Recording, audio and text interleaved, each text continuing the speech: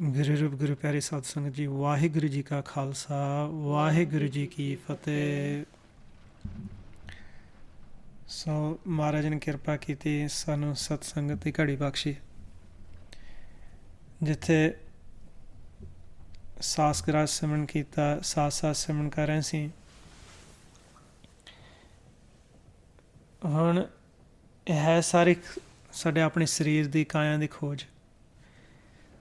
ਸਤਿਗੁਰੂ ਸਾਨੂੰ ਇਸ ਘਰ ਦਾ ਭੇਦ ਦਿੰਦੇ ਆ ਜੋ ਸਾਡਾ ਸਰੀਰ ਆ, ਅਤੇ ਇਸ ਦੇ ਵਿੱਚ ਇੱਕ ਹੋਰ ਘਰ ਸਾਨੂੰ ਪ੍ਰਗਟ ਕਰਕੇ ਦਿਖਾਉਂਦੇ ਆ, ਜੋ ਸਾਡੇ ਇਸ ਸਰੀਰ ਦੇ ਵਿੱਚ ਸਪੈਸ਼ਲ ਕੋਠੜੀ ਬਣਾਈ ਹੋਈ ਆ, ਘਰ ਬਣਾਇਆ ਹੋਇਆ ਸਾਡੇ ਮਨ ਲਈ, ਜਿਸ ਨੂੰ ਨਿਜ ਮਹਿਲ ਥਿਰ ਘਰ ਕਿਹਾ ਹੋਇਆ ਹੈ।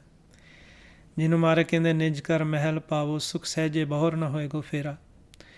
ਕਿ ਜੇ ਸਾਡਾ ਮਨ ਆਪਣੇ ਘਰ ਵਿੱਚ ਇੱਕ ਵਾਰੀ ਪ੍ਰਵੇਸ਼ ਹੋ ਜਾਏ, ਉੱਥੇ ਬਹਿਣਾ ਸਿੱਖ ਲੈ, ਅਤੇ ਇਹਦਾ ਆਵਾਗਾਉਣ ਦਾ ਜਿਹੜਾ ਚੱਕਰ ਆ ਉਹ ਖਤਮ ਹੋ ਜਾਂਦਾ। ਮਹਾਰਾਜ ਨੇ ਗੁਰਬਾਣੀ ਵਿੱਚ ਸਾਨੂੰ ਸਮਝਾ ਦਿੱਤਾ ਕਿ ਸਤਿਗੁਰ ਸਾਨੂੰ ਇਸ ਘਰ ਦੇ ਵਿੱਚ ਉਸ ਨਿਜ ਮਹਿਲ ਦਾ, ਉਸ ਘਰ ਦਾ ਭੇਦ ਦਿੰਦੇ ਆ, ਜਿਹਨੂੰ ਮਹਾਰਾਜ ਕਹਿੰਦੇ ਆ ਘਰ ਮੈਂ ਘਰ ਦਿਖਾਏ ਦੇ, ਸੋ ਸਤਿਗੁਰ ਪੁਰਖ ਸੁਜਾਨ। ਕਿ ਸਤਿਗੁਰੂ ਉਹ ਸਾਨੂੰ ਇਸ ਕਾਇਆ ਦੇ ਵਿੱਚ ਇੱਕ ਸਾਨੂੰ ਘਰ ਹੋਰ ਦਿਖਾਉਂਦੇ ਨੇ, ਜਿਸ ਨੂੰ ਨਿਜ ਮਹਿਲ ਕਹਿ ਦਿੱਤਾ, ਥਿਰ ਘਰ ਕਹਿ ਦਿੱਤਾ, ਜਿਹਨੂੰ ਮਹਾਰਾਜ ਗੁਰਬਾਣੀ 'ਚ ਦੱਸਦੇ ਨੇ ਥਿਰ ਘਰ ਬੈਸੋ ਹਰ ਜਨ ਪਿਆਰੇ, ਸਤਿਗੁਰ ਤੁਮਰੇ ਕਾਜ ਸਵਾਰੇ। ਜੇ ਉਸ ਨਿਜ ਮਹਿਲ ਵਿੱਚ ਥਿਰ ਘਰ ਵਿੱਚ ਅਸੀਂ ਬੈਠਾਂਗੇ, ਅਤੇ ਮਹਾਰਾਜ ਕਹਿੰਦੇ ਆ ਕਿ ਸਤਿਗੁਰੂ ਆਪ ਹੀ ਤੁਹਾਡੇ ਕਾਰਜ ਸਾਰੇ ਆਪ ਸਵਾਰਨਗੇ। ਉਸ ਘਰ ਦੀ ਨਿਸ਼ਾਨੀ ਫਿਰ ਸਾਨੂੰ ਮਹਾਰਾਜ ਦੱਸਦੇ ਆ ਗੁਰਬਾਣੀ ਵਿੱਚ, ਕਹਿੰਦੇ ਉੱਥੇ 5 ਸ਼ਬਦ ਵੱਜਦੇ ਨੇ। 5 ਸ਼ਬਦ ਧੁਨਕਾਰ ਧੁਨ ਤੈ ਬਾਜੈ ਸ਼ਬਦ ਨਿਸ਼ਾਨ। ਮਹਾਰਾਜ ਸਾਨੂੰ ਸਮਝਾਉਂਦੇ ਨੇ ਕਿ 5 ਸ਼ਬਦ ਵੱਜਦੇ ਨੇ ਆਪਣੇ ਇਸ ਘਰ ਦੇ ਵਿੱਚ ਨਿਜ ਮਹਿਲ 'ਚ, ਅਤੇ ਉਹ ਨਿਸ਼ਾਨੀ ਆ ਉਹ ਘਰ ਦੀ। ਇਵੇਂ ਹੀ ਜਿਵੇਂ ਅਸੀਂ ਦ੍ਰਿਸ਼ਟਮਾਨ ਰੂਪ ਦੇ ਵਿੱਚ ਦੇਖਦੇ ਹਾਂ ਕਿ ਗੁਰੂ ਹਰਗੋਬਿੰਦ ਸਾਹਿਬ ਜੀ ਨੇ, 6ਵੇਂ ਪਾਤਸ਼ਾਹ ਨੇ ਅਕਾਲ ਤਖ਼ਤ ਦੀ ਸਿਰਜਣਾ ਕੀਤੀ, ਅਤੇ ਜਦੋਂ ਇੱਦਾਂ ਅਸੀਂ ਜਾਂਦੇ ਹਾਂ ਅੰਮ੍ਰਿਤਸਰ ਹਰਿਮੰਦਰ ਸਾਹਿਬ ਜਾਂਦੇ ਹਾਂ, ਅਕਾਲ ਤਖ਼ਤ ਸਾਹਿਬ ਦੇ ਦਰਸ਼ਨ ਕਰਦੇ ਹਾਂ, ਅਤੇ ਉੱਥੇ ਮਹਾਰਾਜ ਨੇ 2 ਨਿਸ਼ਾਨ ਸਾਹਿਬ ਲਾਏ। ਉਹ ਨਿਸ਼ਾਨ ਹੁੰਦਾ ਹੈ ਕਿ ਇੱਥੇ ਸਤਿਗੁਰੂ ਦਾ ਵਾਸਾ ਹੈ। ਇੱਦਾਂ ਹੀ ਸਾਡੇ ਘਰ ਦੇ ਵਿੱਚ ਨਿਸ਼ਾਨ ਸ਼ਬਦ ਹੁੰਦਾ ਆ, ਅਤੇ ਉਹ ਨਿਸ਼ਾਨ ਦੱਸ ਰਿਹਾ ਹੁੰਦਾ ਸਾਨੂੰ ਕਿ ਇਸ ਘਰ ਦੇ ਵਿੱਚ ਸਤਿਗੁਰ ਪ੍ਰਕਾਸ਼ ਰੂਪ ਪਰਮਾਤਮਾ ਸਾਡੇ ਅੰਦਰ ਇਸ ਘਰ ਵਿੱਚ ਵਸਦਾ ਹੈ। ਇੱਥੇ ਮਹਾਰਾਜ ਨੇ ਸਾਨੂੰ ਸਮਝਾ ਦਿੱਤਾ ਕਿ ਉਹੀ 5 ਸ਼ਬਦ ਉੱਥੇ ਵੱਜ ਰਹੇ ਨੇ, ਅਤੇ ਸ਼ਬਦ ਨਿਸ਼ਾਨ ਆ। 5 ਸ਼ਬਦ ਧੁਨਕਾਰ ਧੁਨ ਤੈ ਬਾਜੈ ਸ਼ਬਦ ਨਿਸ਼ਾਨ। ਮਹਾਰਾਜ ਸਾਨੂੰ ਸਮਝਾਉਂਦੇ ਨੇ ਕਿ ਉਹ ਸਾਡੇ ਮਸਤਕ 'ਤੇ ਨੇ 5 ਸ਼ਬਦ ਵੱਜ ਰਹੇ। ਮਸਤਕ ਪਦਮ ਦਵਾਲੈ ਮਣੀ, ਮਾਹੇ ਨਿਰੰਜਨ ਤ੍ਰਿਪਵਨ ਧਣੀ। 5 ਸ਼ਬਦ ਨਿਰਮਾਇਲ ਵਾਜੈ, ਢੁਲਕੇ ਚਵਰ ਸੰਖ ਘਨ ਗਾਜੈ। ਕਿ ਉਹ 5 ਸ਼ਬਦ ਮਸਤਕ 'ਤੇ ਸਾਡੇ ਸਾਰਿਆਂ ਦੇ ਵੱਜ ਰਹੇ ਨੇ। ਉੱਥੇ ਸਾਡੇ ਮਸਤਕ 'ਤੇ ਪਦਮ ਆ, ਉਹਦੇ ਦੁਆਲੇ ਮਣੀ ਦਾ ਪ੍ਰਕਾਸ਼ ਆ, ਅਤੇ ਢੋਲਕੀ ਦੀ ਆਵਾਜ਼ ਉੱਥੋਂ ਆਉਂਦੀ ਹੈ, ਸੰਖ ਦੀ ਆਵਾਜ਼ ਆਉਂਦੀ ਹੈ, ਬੱਦਲ ਉੱਥੇ ਉਹਨਾਂ ਦੇ ਗਰਜਣ ਦੀ ਆਵਾਜ਼ ਆਉਂਦੀ ਹੈ, ਪਰਮਾਤਮਾ ਆਪ ਉੱਥੇ ਗੱਜਦਾ ਆ। ਜਦੋਂ ਚੌਰ ਸਾਹਿਬ ਅਸੀਂ ਮਹਾਰਾਜ 'ਤੇ ਕਰਦੇ ਦ੍ਰਿਸ਼ਟਮਾਨ ਰੂਪ ਦੇ ਵਿੱਚ, ਉਸ ਚੌਰ ਦੇ ਵਿੱਚੋਂ ਵੀ ਆਵਾਜ਼ ਆਉਂਦੀ, ਉਹ ਵੀ ਉਸ ਘਰ ਦੇ ਵਿੱਚ ਆਵਾਜ਼ ਆ ਰਹੀ ਹੈ। ਇੱਥੇ ਫਿਰ ਮਹਾਰਾਜ ਨੇ ਦੱਸਿਆ ਹੋਇਆ ਕਿ ਇਹ ਨਿਸ਼ਾਨੀ ਆ ਸਾਡੇ ਘਰ ਦੀ। 5 ਸ਼ਬਦ ਧੁਨਕਾਰ ਧੁਨ ਤੈ ਬਾਜੈ ਸ਼ਬਦ ਨਿਸ਼ਾਨ। ਫਿਰ ਮਹਾਰਾਜ ਕਹਿੰਦੇ ਦੀਪ ਲੋ ਪਾਤਾਲ ਤੈ ਖੰਡ ਮੰਡਲ ਹੈਰਾਨ, ਤਾਰ ਘੋਰ ਬਾਜਿੰਤਰ ਤੈ ਸਾਚ ਤਖਤ ਸੁਲਤਾਨ। ਮਹਾਰਾਜ ਫਿਰ ਦੱਸਦੇ ਨੇ ਕਿ ਉੱਥੇ ਸੱਚ ਪਰਮਾਤਮਾ ਦਾ ਤਖਤ ਆ, ਜਿੱਥੇ ਸਾਡੇ ਅੰਦਰ ਤਾਰ ਘੋਰ ਬਾਜਿੰਤਰ ਅਨਹਦ ਸ਼ਬਦ ਵੱਜ ਰਹੇ ਨੇ। ਉਸ ਤਖਤ 'ਤੇ ਮਹਾਰਾਜ ਵਿਰਾਜਮਾਨ ਹੋ ਕੇ ਪ੍ਰਕਾਸ਼ ਰੂਪ ਪਰਮਾਤਮਾ ਸਾਡੇ ਪ੍ਰਤੀ ਫੈਸਲਾ ਦਿੰਦੇ ਆ। ਜਦੋਂ ਅਸੀਂ ਉਸ ਘਰ ਦੇ ਵਿੱਚ ਜਾਂਦੇ ਹਾਂ, ਉੱਥੇ ਪਰਮਾਤਮਾ ਗੱਜਦੇ ਆ, ਉਹ ਆਵਾਜ਼ ਦਿੰਦੇ ਆ, ਸਾਡੇ ਮਨ ਪ੍ਰਤੀ ਫੈਸਲਾ ਫਿਰ ਹੁੰਦਾ ਹੈ। ਅਤੇ ਮਹਾਰਾਜ ਨੇ ਗੁਰਬਾਣੀ ਦੇ ਵਿੱਚ ਸਾਨੂੰ ਇਹ ਸਾਰੀ ਖੇਡ ਸਮਝਾਈ ਹੋਈ ਆ, ਅਤੇ ਦ੍ਰਿਸ਼ਟਮਾਨ ਰੂਪ ਦੇ ਵਿੱਚ ਸਾਨੂੰ ਸਮਝਾਉਣ ਲਈ ਇਹ ਨਿਸ਼ਾਨੀਆਂ ਬਾਹਰ ਰੱਖੀਆਂ ਹੋਈਆਂ। ਬਾਹਰ ਸਾਨੂੰ ਦ੍ਰਿਸ਼ਟਮਾਨ ਰੂਪ ਦੇ ਵਿੱਚ ਦਿਖਾਇਆ ਹੋਇਆ, ਜਿਵੇਂ ਅਕਾਲ ਤਖਤ ਸਾਹਿਬ ਦੀ ਗੱਲ ਕੀਤੀ, ਨਿਸ਼ਾਨ ਸਾਹਿਬ ਉੱਥੇ ਮਹਾਰਾਜ ਨੇ ਲਾਏ।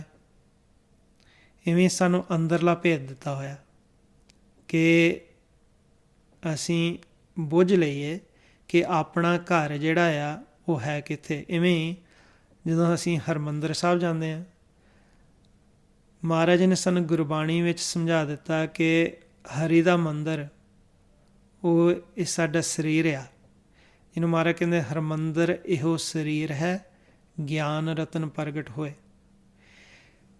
ਇਹ ਜਿਹੜਾ ਜਗਤ ਅਸੀਂ ਦੇਖ ਰਹੇ ਹਾਂ, ਸੰਸਾਰ, ਇਹ ਵੀ ਇੱਕ ਮਨ ਲਈ ਘਰ ਬਣਾਇਆ ਹੋਇਆ ਸਾਂਝਾ, ਜਿਸ ਦੇ ਵਿੱਚ ਅਸੀਂ ਸਾਰੇ ਰਹਿ ਰਹੇ ਹਾਂ। ਇਹਨੂੰ ਵੀ ਹਰਿਮੰਦਰ ਦਾ ਖਿਤਾਬ ਦਿੱਤਾ ਹੋਇਆ। ਮਹਾਰਾਜ ਕਹਿੰਦੇ ਆ ਹਰਿਮੰਦਰ ਇਹੋ ਜਗਤ ਹੈ, ਗੁਰ ਬਿਨ ਘੋਰ ਅੰਧਾਰ। ਕਹਿੰਦੇ ਕਿ ਇਸ ਸਾਂਝੇ ਕੋਠੀ ਦੇ ਵਿੱਚ ਅਸੀਂ ਸਾਰੇ ਰਹਿ ਰਹੇ ਹਾਂ, ਸਾਡੇ ਮਨ ਸਾਰੇ ਇੱਥੇ ਵਿਰਾਜਮਾਨ ਆ, ਪਰ ਕਹਿੰਦੇ ਕਿ ਜਿੰਨਾ ਚਿਰ ਅਸੀਂ ਗੁਰੂ ਤੋਂ ਸਿੱਖਿਆ ਨਹੀਂ ਲੈਂਦੇ, ਗੁਰੂ ਦੀ ਸ਼ਰਨ ਵਿੱਚ ਨਹੀਂ ਜਾਂਦੇ, ਸਤਿਗੁਰੂ ਦੀ ਸ਼ਰਨ ਵਿੱਚ ਨਹੀਂ ਜਾਂਦੇ, ਅਤੇ ਅਗਿਆਨਤਾ ਦੇ ਵਿੱਚ ਹਨੇਰਾ ਆ। ਸਤਿਗੁਰੂ ਦੀ ਸ਼ਰਨ ਵਿੱਚ ਜਦੋਂ ਅਸੀਂ ਜਾਂਦੇ ਹਾਂ, ਸਾਹਿਬ ਸ੍ਰੀ ਗੁਰੂ ਗ੍ਰੰਥ ਸਾਹਿਬ ਜੀ ਫਿਰ ਸਾਨੂੰ ਅੰਦਰਲਾ ਭੇਦ ਦਿੰਦੇ ਆ ਕਿ ਕਿਵੇਂ ਅਸੀਂ ਆਪਣੇ ਘਰ ਵਿੱਚ ਜਾਣਾ ਹੈ, ਅਤੇ ਉਹ ਘਰ ਸਾਨੂੰ ਦਿਖਾਉਂਦੇ ਨੇ ਅੰਤਰਗਤ, ਅਤੇ ਸਮਝਾਉਂਦੇ ਨੇ ਕਿ ਇਸ ਜਗ੍ਹਾ ਤੋਂ ਬੈਠਣਾ ਹੈ ਅਤੇ ਫਿਰ ਤੈਨੂੰ ਸੁੱਖ ਮਿਲੂਗਾ, ਤੇਰਾ ਆਵਾਗੁਣ ਦਾ ਚੱਕਰ ਜਿਹੜਾ ਉਹ ਖਤਮ ਹੋਊਗਾ। ਫਿਰ ਤਾਂ ਮਹਾਰਾਜ ਨੇ ਸਾਨੂੰ ਦੱਸ ਦਿੱਤਾ ਕਿ ਇਸ ਹਰਿਮੰਦਰ ਦੇ ਵਿੱਚ ਗਿਆਨ ਦਾ ਰਤਨ ਪ੍ਰਗਟ ਹੁੰਦਾ ਹੈ, ਜਿਹਨੂੰ ਮਹਾਰਾਜ ਕਹਿੰਦੇ ਆ ਕਿ ਹਰਿਮੰਦਰ ਇਹੋ ਸਰੀਰ ਹੈ, ਗਿਆਨ ਰਤਨ ਪ੍ਰਗਟ ਹੋਏ। ਉਹ ਗਿਆਨ ਦਾ ਰਤਨ ਕੀ ਆ? ਉਹ ਵੀ ਨਾਮ ਨੂੰ ਕਹਿ ਦਿੱਤਾ। ਮਹਾਰਾਜ ਨੇ ਦੱਸ ਦਿੱਤਾ ਕਿ ਜਿੱਥੇ ਅਸੀਂ ਜਾ ਕੇ ਅੰਤਰਗਤ ਨਾਮ ਹਾਸਲ ਕਰਦੇ ਹਾਂ, ਆਪਣੇ ਘਰ 'ਚ ਵਿਰਾਜਮਾਨ ਹੁੰਦੇ ਹਾਂ, ਉਹਨੂੰ ਨਿਜ ਪਦ ਕਹਿ ਦਿੱਤਾ। ਜਿੱਦਾਂ ਨਿਜ ਘਰ ਕਹਿ ਦਿੱਤਾ, ਨਿਜ ਮਹਿਲ ਕਹਿ ਦਿੱਤਾ, ਨਿਜ ਪਦ ਵੀ ਉਹਨੂੰ ਕਹਿ ਦਿੱਤਾ। ਮਹਾਰਾਜ ਕਹਿੰਦੇ ਆ ਕਿ ਨਿਜ ਪਦ ਉੱਪਰ ਲਾਗੋ ਧਿਆਨ, ਰਾਜਾ ਰਾਮ ਨਾਮ ਮੋਰਾ ਬ੍ਰਹਮ ਗਿਆਨ। ਕਿ ਉੱਥੇ ਰਾਮ ਦਾ ਨਾਮ ਸਾਨੂੰ ਹਾਸਲ ਹੁੰਦਾ ਆ, ਅਤੇ ਸਾਨੂੰ ਬ੍ਰਹਮ ਦਾ ਗਿਆਨ ਪ੍ਰਾਪਤ ਹੋਊਗਾ ਉਸ ਨਾਮ ਰਾਹੀਂ।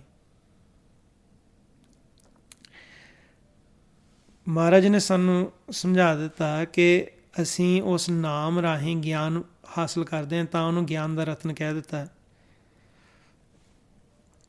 ਮਹਾਰਾਜ ਨੇ ਗੁਰਬਾਣੀ ਦੇ ਵਿੱਚ ਸਾਨੂੰ ਦੱਸ ਦਿੱਤਾ ਕਿ ਨਿਜ ਪਦ ਉੱਪਰ ਲਾਗੋ ਧਿਆਨ, ਰਾਜਾ ਰਾਮ ਨਾਮ ਮੋਰਾ ਬ੍ਰਹਮ ਗਿਆਨ। ਕਿ ਰਾਮ ਦਾ ਨਾਮ ਦੁਆਰਾ ਬ੍ਰਹਮ ਦਾ ਗਿਆਨ ਪ੍ਰਾਪਤ ਹੁੰਦਾ ਹੈ। ਮਹਾਰਾਜ ਕਹਿੰਦੇ ਆ ਹਰਿਮੰਦਰ ਇਹੋ ਸਰੀਰ ਹੈ, ਗਿਆਨ ਰਤਨ ਪ੍ਰਗਟ ਹੋਏ। ਉਹ ਨਾਮ ਰਤਨ ਆ, ਉਹ ਗਿਆਨ ਦਾ ਰਤਨ ਆ, ਉਹ ਤੋਂ ਗਿਆਨ ਸਾਨੂੰ ਬ੍ਰਹਮ ਦਾ ਗਿਆਨ ਮਿਲਦਾ ਹੈ। ਇੱਦਾਂ ਹੀ ਫਿਰ ਦ੍ਰਿਸ਼ਟਮਾਨ ਰੂਪ ਦੇ ਵਿੱਚ ਸ੍ਰੀ ਗੁਰੂ ਅਰਜਨ ਦੇਵ ਜੀ ਨੇ ਹਰਿਮੰਦਰ ਸਾਹਿਬ ਰਚਿਆ, ਜੋ ਸਾਨੂੰ ਸਮਝਾ ਦਿੱਤਾ ਨਾਲ ਨਾਲ ਕਿ ਇਹ ਦਸਮ ਦੁਆਰ ਦਾ ਦ੍ਰਿਸ਼ਟਮਾਨ ਰੂਪ ਦੇ ਵਿੱਚ ਨਕਸ਼ਾ ਬਣਾਇਆ ਹੋਇਆ। ਜਿਵੇਂ ਹੁਣ ਅਸੀਂ ਅਭਿਆਸ ਕਰਦੇ ਹਾਂ ਗੁਰਮੰਤਰ ਦਾ, ਆਪਣੇ ਘਰ ਵਿੱਚ ਅੰਤਰਗਤ ਪ੍ਰਵੇਸ਼ ਹੋਣਾ ਚਾਹੁੰਦੇ ਹਾਂ, ਸਭ ਤੋਂ ਪਹਿਲਾਂ ਸਾਡਾ ਜਿਹੜਾ ਮਨ ਆ, ਸੂਖਮ ਸਾਡਾ ਮਨ ਆ, ਇਸ ਮਨ ਦੇ ਉੱਤੇ ਸਾਡੇ 'ਤੇ ਮੈਲ ਲੱਗੀ ਹੋਈ ਆ, ਵਿਚਾਰਾਂ ਦੀ, ਫੁਰਨਿਆਂ ਦੀ, ਸੰਸਾ ਫਿਕਰਾਂ ਦੀ, ਚਿੰਤਾਵਾਂ ਦੀ। ਅਤੇ ਅਸੀਂ ਅਭਿਆਸ ਕਰਦੇ ਗੁਰਮੰਤਰ ਦਾ ਇਸ ਮਨ ਨੂੰ ਵਿਚਾਰਾਂ ਤੋਂ ਰਹਿਤ ਕਰਦੇ ਹਾਂ। ਫਿਰ ਅੰਤਰਗਤ ਅਸੀਂ ਪ੍ਰਵੇਸ਼ ਹੁੰਦੇ ਹਾਂ, ਸਾਡਾ ਮਨ ਉਸ ਵੇਲੇ ਸੁੰਨ ਵਿੱਚ ਚਲੇ ਜਾਂਦਾ। ਇਵੇਂ ਹੀ ਜਦੋਂ ਅਸੀਂ ਹਰਿਮੰਦਰ ਸਾਹਿਬ ਜਾਂਦੇ ਹਾਂ, ਬਾਹਰ ਪਹਿਲਾਂ ਅਸੀਂ ਆਪਣੇ ਹੱਥ ਪੈਰ ਧੋਂਦੇ ਹਾਂ, ਟੂਟੀਆਂ ਲੱਗੀਆਂ ਹੁੰਦੀਆਂ ਆ, ਫਿਰ ਅਸੀਂ ਅੰਤਰ ਪ੍ਰਵੇਸ਼ ਹੋਣਾ। ਫਿਰ ਉੱਥੇ ਸਰੋਵਰ ਆ, ਉਹ ਸਰੋਵਰ ਨਿਸ਼ਾਨੀ ਹੈ ਕਿ ਸਾਡੇ ਅੰਦਰ ਵੀ ਸਰੋਵਰ ਆ, ਜਿਸ ਨੂੰ ਸੁੰਨ ਸਰੋਵਰ ਕਹਿ ਦਿੱਤਾ ਆ। ਜਿਸ ਸਰੋਵਰ ਦੇ ਵਿੱਚ ਜਾ ਕੇ ਅਸੀਂ ਅੰਤਰਗਤ ਇਸ਼ਨਾਨ ਕਰਨਾ ਹੈ, ਜਿਹਨੂੰ ਮਹਾਰਾਜ ਕਹਿੰਦੇ ਮੈਲ ਗਈ ਮਨ ਨਿਰਮਲ ਹੋਆ ਅੰਮ੍ਰਿਤਸਰ ਤੀਰਥ ਨਹਾਏ, ਉਹ ਤੀਰਥ ਆ, ਸਾਡੇ ਅੰਦਰ ਵੀ ਆ ਅਤੇ ਬਾਹਰ ਦ੍ਰਿਸ਼ਟਮਾਨ ਰੂਪ ਦੇ ਵਿੱਚ ਮਹਾਰਾਜ ਨੇ ਉਹਨੂੰ ਪ੍ਰਗਟ ਕਰਕੇ ਅੰਦਰਲੀ ਖੇਡ ਸਮਝਾਈ। ਇਵੇਂ ਹੀ ਜਦੋਂ ਅਸੀਂ ਸੁਨ ਸਰੋਵਰ ਦੇ ਵਿੱਚ ਅੰਤਰਗਤ ਇਸ਼ਨਾਨ ਕਰਦੇ ਹਾਂ, ਉੱਥੇ ਸ਼ਬਦ ਪ੍ਰਗਟ ਹੁੰਦਾ ਹੈ ਅਤੇ ਉੱਥੇ ਸਾਨੂੰ ਅੰਮ੍ਰਿਤ ਮਿਲਦਾ ਹੈ। ਜਿੱਥੇ ਜਾ ਕੇ ਫਿਰ ਸਾਨੂੰ ਅੰਮ੍ਰਿਤ ਮਿਲਦਾ ਹੈ, ਸਾਡਾ ਮਨ ਜਿਹੜਾ ਆ ਪੂਰੀ ਤਰ੍ਹਾਂ ਨਿਰਮਲ ਹੋ ਜਾਂਦਾ। ਮੈਲ ਗਈ ਮਨ ਨਿਰਮਲ ਹੋਆ ਅੰਮ੍ਰਿਤਸਰ ਤੀਰਥ ਨਹਾਏ। ਇਵੇਂ ਹੀ ਦ੍ਰਿਸ਼ਟਮਾਨ ਰੂਪ ਦੇ ਵਿੱਚ ਅਸੀਂ ਜਦੋਂ ਹਰਿਮੰਦਰ ਸਾਹਿਬ ਜਾਂਦੇ ਹਾਂ, ਅਸੀਂ ਸਰੋਵਰ ਦੇ ਵਿੱਚ ਇਸ਼ਨਾਨ ਕਰਦੇ ਹਾਂ ਅਤੇ ਅਸੀਂ ਫਿਰ ਮਹਾਰਾਜ ਦੇ ਦਰਸ਼ਨ ਕਰਨ ਲਈ ਅਸੀਂ ਹਰਿਮੰਦਰ ਸਾਹਿਬ ਨੇੜੇ ਜਿਉਂ-ਜਿਉਂ ਜਾਂਦੇ ਹਾਂ ਅਤੇ ਅਸੀਂ ਬਾਹਰ ਕੀਰਤਨ ਸੁਣਦੇ ਹਾਂ ਅਤੇ ਕੀਰਤਨ ਸ਼ਬਦ ਗੁਰਮੁਖ ਪੜ੍ਹ ਰਹੇ ਹੁੰਦੇ ਆ, ਕੀਰਤਨ ਕਰ ਰਹੇ ਆ ਅਤੇ ਆਵਾਜ਼ ਉੱਚੀ ਹੁੰਦੀ ਜਾਂਦੀ ਆ। ਇੱਦਾਂ ਹੀ ਸਾਡੇ ਅੰਤਰਗਤ ਜਦੋਂ ਅਸੀਂ ਸੁਣਨ 'ਚ ਜਾ ਕੇ ਸ਼ਬਦ ਪ੍ਰਗਟ ਹੋ ਜਾਂਦਾ ਹੈ, ਜਿਉਂ-ਜਿਉਂ ਆਪਣੇ ਘਰ ਦੇ ਹੋਰ ਅੰਤਰਗਤ ਜਾਂਦੇ ਆ ਅਤੇ ਅਨਹਦ ਸ਼ਬਦ ਉੱਚੀ ਹੋਣ ਲੱਗ ਪੈਂਦੇ ਆ, ਆਵਾਜ਼ ਹੋਰ ਆਉਣ ਲੱਗ ਪੈਂਦੀ ਆ ਅਤੇ ਅਸੀਂ ਆਪਣੇ ਦਸਮ ਦੁਆਰ ਦੇ ਵਿੱਚ ਅੰਤਰਗਤ ਨਿਜ ਮਹਿਲ ਵਿੱਚ ਪ੍ਰਵੇਸ਼ ਹੋ ਜਾਂਦੇ ਹਾਂ। ਇਵੇਂ ਹਰਿਮੰਦਰ ਸਾਹਿਬ ਜਦੋਂ ਅਸੀਂ ਪ੍ਰਵੇਸ਼ ਹੁੰਦੇ ਹਾਂ ਅਤੇ ਇੱਕ ਪਾਸੇ ਜੋਤ ਜਗਾਈ ਹੁੰਦੀ ਆ ਅਤੇ ਜੋਤ ਜਗਾਈ ਹੁੰਦੀ ਆ ਸਾਨੂੰ ਸਮਝਾਉਣ ਵਾਸਤੇ ਨਾਲ ਨਾਲ ਕਿ ਸਾਡੇ ਅੰਦਰ ਵੀ ਜਦੋਂ ਦਸਮ ਦੁਆਰ ਦੇ ਵਿੱਚ ਪ੍ਰਵੇਸ਼ ਹੋਵਾਂਗੇ, ਸਾਡੇ ਅੰਦਰ ਹੈ ਆਤਮਿਕ ਪ੍ਰਕਾਸ਼। ਆਤਮਿਕ ਪ੍ਰਕਾਸ਼ ਦੇ ਜਦੋਂ ਦਰਸ਼ਨ ਕਰਦੇ ਹਾਂ, ਉਸ ਵੇਲੇ ਸਾਡਾ ਮਨ ਵੀ ਆਤਮਿਕ ਰੂਪ ਹੋ ਜਾਂਦਾ ਹੈ। ਦ੍ਰਿਸ਼ਟਮਾਨ ਦੇ ਵਿੱਚ ਉਂਝ ਤੁਹਾਨੂੰ ਦੱਸ ਦਿੰਦੇ ਕਿ ਜਿਹੜੀ ਜੋਤ ਜਗਾਈ ਜਾਂਦੀ ਹੈ, ਇਹ ਜਗਾਈ ਜਾਂਦੀ ਹੈ ਘਿਓ ਦਾ ਦੀਵਾ ਜਿਹੜਾ ਹੁੰਦਾ ਆ, ਜਗਾਇਆ ਜਾਂਦਾ ਹੈ ਕਿ ਜਿਹੜਾ ਵਾਤਾਵਰਨ ਆ ਉਹ ਸ਼ੁੱਧ ਰਹਿੰਦਾ ਆ, ਕਿ ਜੀਵ ਜੰਤੂ ਲਾਗੇ ਨਹੀਂ ਆਉਂਦੇ ਜਦੋਂ ਘਿਓ ਦਾ ਦੀਵਾ ਜਗਦਾ ਹੋਵੇ, ਉਸ ਦੀ ਖੁਸ਼ਬੂ ਦੇ ਲਾਗੇ ਨਹੀਂ ਜਾਂਦੇ, ਵਾਤਾਵਰਨ ਜਿਹੜਾ ਸ਼ੁੱਧ ਹੁੰਦਾ। ਇੱਦਾਂ ਹੀ ਸਾਡਾ ਜਿਹੜਾ ਮਨ ਆ ਇਹ ਅੰਤਰਗਤ ਜਾਂਦਾ ਅਤੇ ਜੋਤ ਬਾਹਰ ਜਗਾਈ ਜਾਂਦੀ ਹੈ ਅਤੇ ਸਾਨੂੰ ਭੇਦ ਉੱਥੋਂ ਮਿਲਦਾ ਹੈ ਕਿ ਸਾਡੇ ਅੰਦਰ ਵੀ ਜੋਤ ਆ, ਉਹ ਹੈ ਆਤਮਾ। ਸਾਡਾ ਮਨ ਜਦੋਂ ਉਸ ਆਤਮਾ ਦੇ ਦਰਸ਼ਨ ਕਰਦਾ ਆ ਅਤੇ ਉਹ ਆਪ ਆਤਮਿਕ ਸਰੂਪ ਹੋ ਜਾਂਦਾ ਆ। ਆਤਮ ਸਰੂਪ ਹੋ ਕੇ ਮਹਾਰਾਜ ਕਹਿੰਦੇ ਆ, ਜਿਨੀ ਆਤਮ ਚੀਨਿਆ ਪਰਮਾਤਮ ਸੋਏ, ਕਿ ਜਿਨ੍ਹਾਂ ਨੇ ਆਤਮਾ ਨੂੰ ਚੀਨ ਲਿਆ ਉਹ ਪਰਮਾਤਮਾ ਦਾ ਰੂਪ ਬਣ ਜਾਂਦੇ ਆ। ਆਤਮਿਕ ਰੂਪ ਹੋ ਕੇ ਹੀ ਅਸੀਂ ਪਰਮਾਤਮਾ ਨਾਲ ਮਿਲਾਪ ਕਰਨਾ ਹੁੰਦਾ।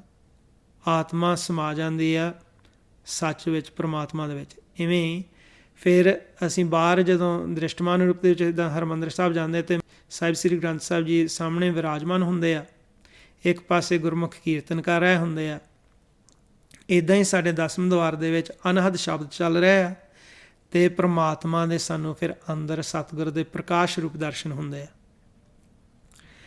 ਅਤੇ ਫਿਰ ਅਸੀਂ ਜਦੋਂ ਪਰਿਕਰਮਾ ਕਰਦੇ ਹਾਂ ਅਤੇ ਪਿਛਲੇ ਪਾਸੇ ਚੂਲਾ ਲੈਂਦੇ ਹਾਂ ਸਰੋਵਰ ਤੋਂ, ਉਹ ਮਾੜਾ ਜਿਹਾ ਮਹਾਰਾਜ ਨੇ ਫਰਕ ਰੱਖਿਆ ਹੋਇਆ, ਕਿਉਂਕਿ ਗੁਰਬਾਣੀ 'ਚ ਸਾਨੂੰ ਸਮਝਾਇਆ ਆ ਕਿ ਸਾਨੂੰ ਅੰਦਰੋਂ ਉਹ ਅੰਮ੍ਰਿਤ ਜਿਹੜਾ ਹੈ ਚੂਲਾ ਮਿਲਦਾ ਆ ਸਾਡੇ ਇਸ ਦਸਮ ਦੁਆਰ ਦੇ ਗੱਭੇ, ਜਿਹਨੂੰ ਮਹਾਰਾਜ ਕਹਿੰਦੇ ਆ, ਆਗੇ ਦਿਓ ਪਾਛੈ ਨਾਰਾਇਣ ਮਦ ਭਾਗ ਹਰ ਪ੍ਰੇਮ ਰਸਾਇਣ, ਕਿ ਪ੍ਰਮਾਤਮਾ ਸਾਡੇ ਅੱਗੇ ਵੀ ਆ ਪਿਛਲੇ ਪਾਸੇ ਵੀ ਆ। ਕਹਿੰਦੇ ਕਿ ਗੱਭੇ ਸਾਡੇ ਇਸ ਦਸਮ ਦੁਆਰ ਦੇ ਸਾਡੇ ਸਿਰ ਦੀ ਚੋਟੀ ਜਿਹੜੀ ਆ, ਸਾਨੂੰ ਉੱਥੋਂ ਪ੍ਰੇਮ ਰਸ, ਹਰ ਰਸ, ਬ੍ਰਹਮ ਰਸ ਮਿਲਦਾ, ਆਤਮ ਰਸ ਮਿਲਦਾ ਆ। ਮਹਾਰਾਜ ਨੇ ਹਰਿਮੰਦਰ ਸਾਹਿਬ ਉੱਥੇ ਤਾਂ ਫਿਰ ਜਿਹੜੀ ਗਬਲੀ ਜਗ੍ਹਾ ਆ ਉੱਥੇ ਤਾਂ ਆਪ ਸਤਿਗੁਰੂ ਵਿਰਾਜਮਾਨ ਆ, ਸੋ ਉਹ ਪਿਛਲੇ ਪਾਸੇ ਸ੍ਰੀ ਗੁਰੂ ਅਰਜਨ ਦੇਵ ਜੀ ਨੇ ਜਗ੍ਹਾ ਬਣਾਈ ਜਿੱਥੋਂ ਚੂਲਾ ਲੈ ਸਕਦੇ ਗੁਰਮੁਖ। ਇੱਦਾਂ ਹੀ ਸਾਨੂੰ ਬਾਹਰ ਦ੍ਰਿਸ਼ਟਮਾਨ ਰੂਪ ਦੇ ਵਿੱਚ ਤੀਰਥ ਪ੍ਰਗਟ ਕਰਕੇ ਅਕਾਲ ਤਖਤ ਸਾਹਿਬ, ਹਰਿਮੰਦਰ ਸਾਹਿਬ, ਅੰਮ੍ਰਿਤਸਰ ਸਾਨੂੰ ਅੰਦਰਲਾ ਸਾਰਾ ਭੇਦ ਦਿੱਤਾ ਹੈ ਕਿ ਕਿਵੇਂ ਅਸੀਂ ਅੰਤਰਗਤ ਉਸ ਨਾਮ ਰਾਹੀਂ ਆਤਮਿਕ ਰੂਪ ਹੋ ਕੇ ਪ੍ਰਮਾਤਮਾ ਦੇ ਦਰਸ਼ਨ ਕਰਨੇ, ਕਿਵੇਂ ਅਸੀਂ ਆਪਣੇ ਘਰ ਦੇ ਵਿੱਚ ਸੁੱਖ ਲੈਣਾ ਹੈ।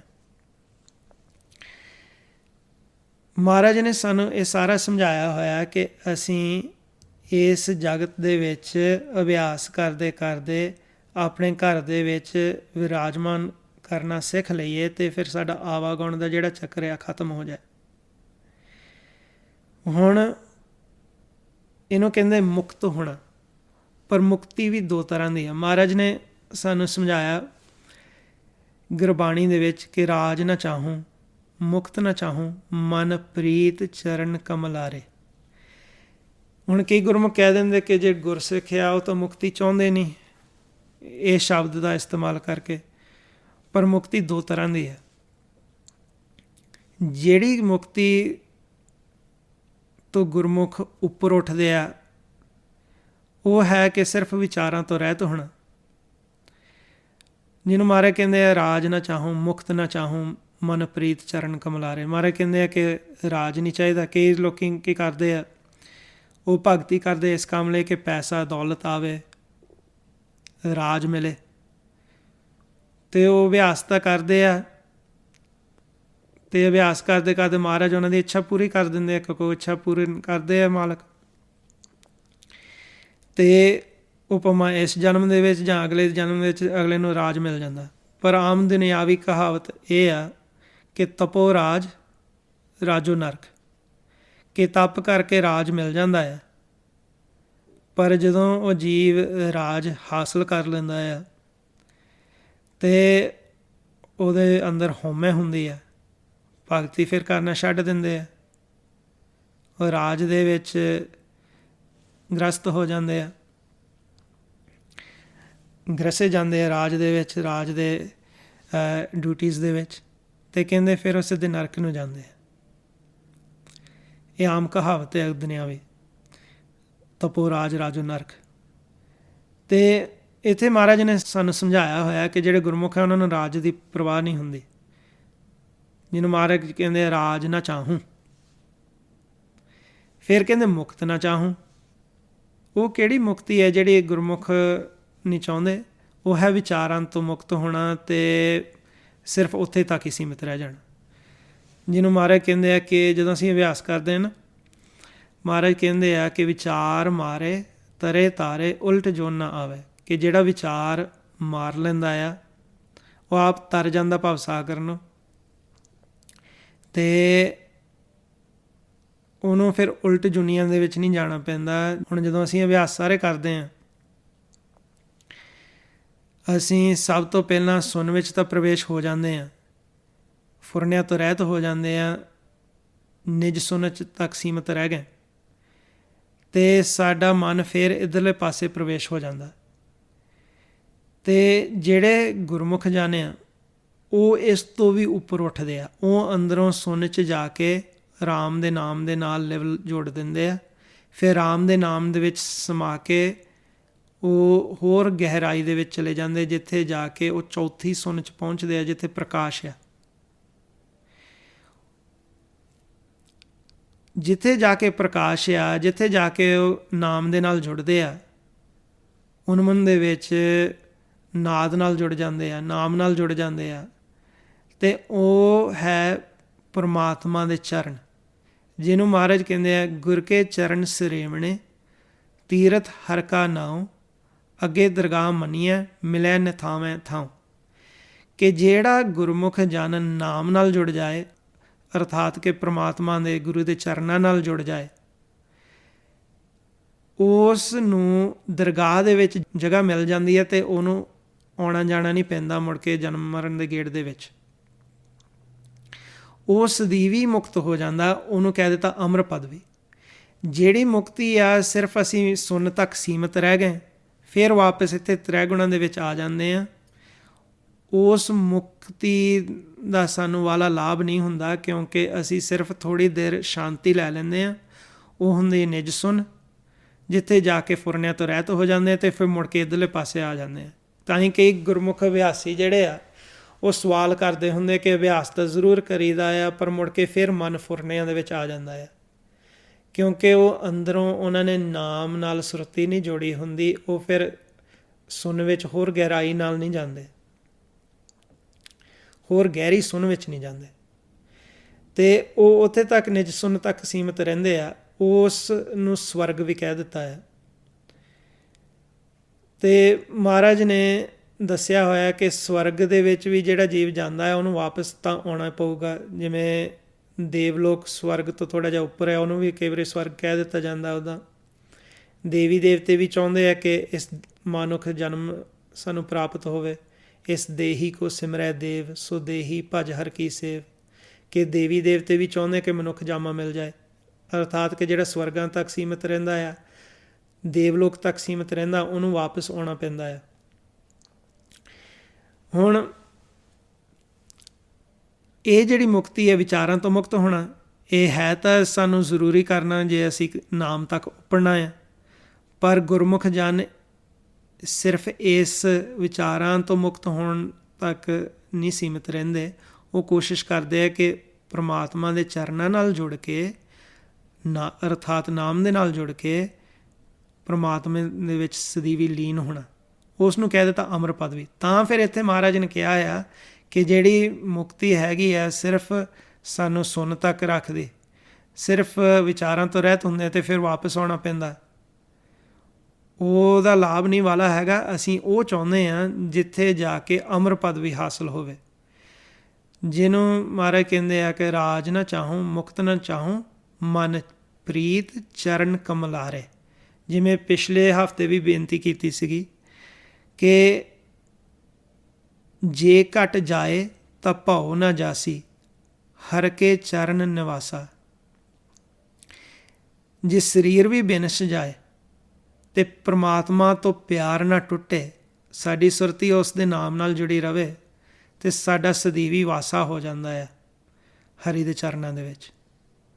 ਜੇ ਘਟ ਜਾਏ ਤਾਂ ਭਉ ਨਾ ਜਾਸੀ, ਹਰ ਕੇ ਚਰਨ ਨਿਵਾਸਾ। ਉਸ ਹਰੀ ਦੇ ਚਰਨਾਂ ਦੇ ਵਿੱਚ ਫਿਰ ਸਾਡਾ ਸਦੀਵੀ ਨਿਵਾਸ ਹੋ ਜਾਂਦਾ ਆ, ਅਮਰ ਹੋ ਜਾਂਦੇ ਅਸੀਂ।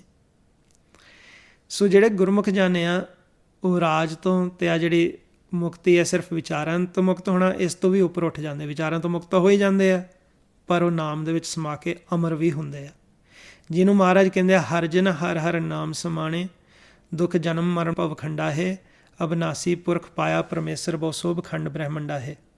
ਕਿ ਹਰੀ ਦੇ ਜਨ ਜਿਹੜੇ ਆ ਹਰੀ ਦੇ ਨਾਮ ਦੇ ਵਿੱਚ ਸਮਾ ਜਾਂਦੇ ਆ ਅਤੇ ਫਿਰ ਉਹ ਗੁਰਮੁਖ ਜਨ ਸਦੀਵੀ ਅਮਰ ਹੋ ਜਾਂਦੇ ਆ, ਹਰੀ ਨੂੰ ਪ੍ਰਾਪਤ ਕਰ ਲੈਂਦੇ ਆ।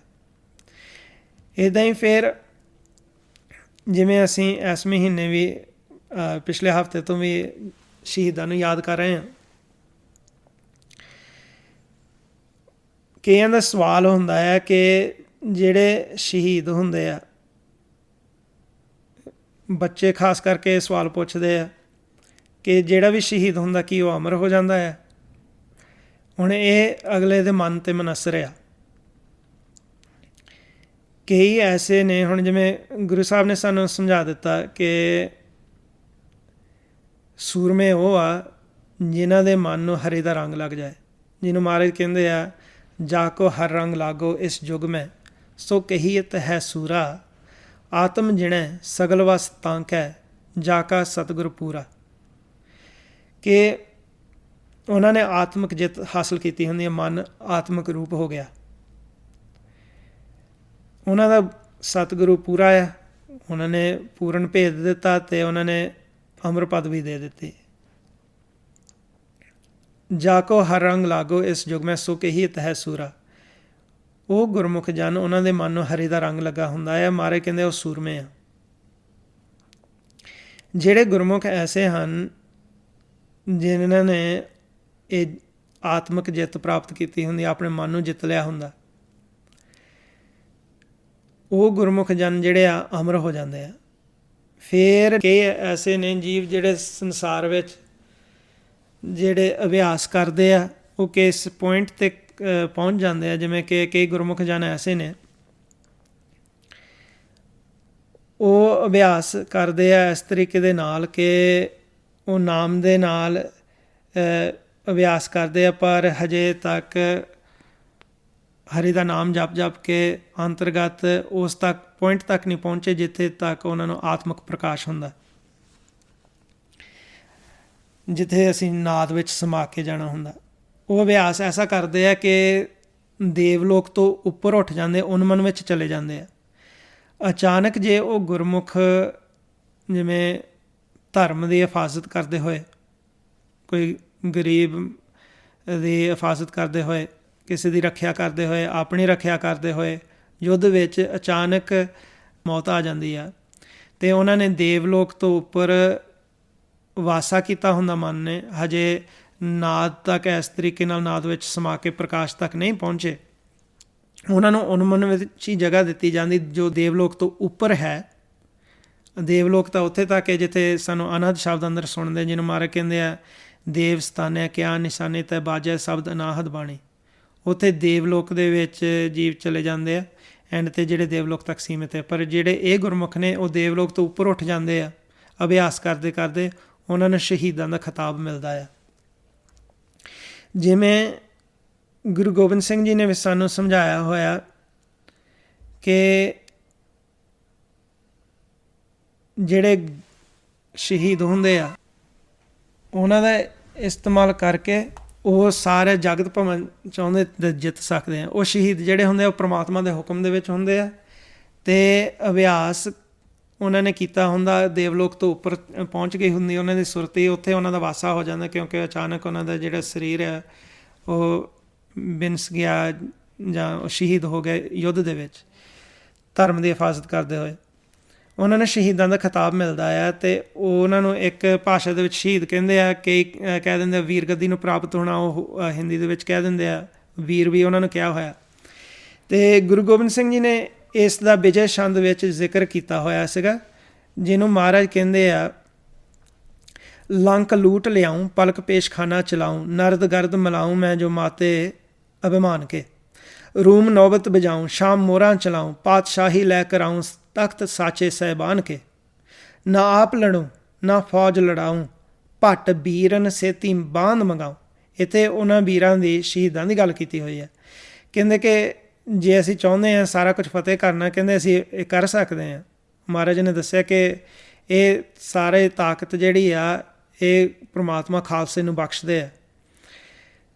ਕਹਿੰਦੇ ਨਾ ਆਪ ਲੜੂੰ ਨਾ ਫੌਜ ਲੜਾਊਂ, ਭੱਟ ਬੀਰਨ ਸੇਤੀ ਬਾਂਧ ਮੰਗਾਉ, ਨਾ ਛੋਡੂੰ ਖਲਕ ਨਾ ਛੋਡੂੰ ਬਲਖ, ਪਰਬਤ ਕਾਟੂੰ ਈਰਾਨ ਖੁਰਾਸਾਨ ਕੇ, ਮੇਰੋ ਨਾਉ ਗੁਰੂ ਗੋਬਿੰਦ ਸਿੰਘ ਸੋਢੀ ਰਾਏ, ਅਸ ਖਲੋਣਾ ਸਭ ਖਲਕਤ ਰਾਜ ਸਾਜ ਬਾਂਧ ਮੰਗਾਉਂ, ਗੋਸ਼ੇ ਕਮਾਨ ਕੇ।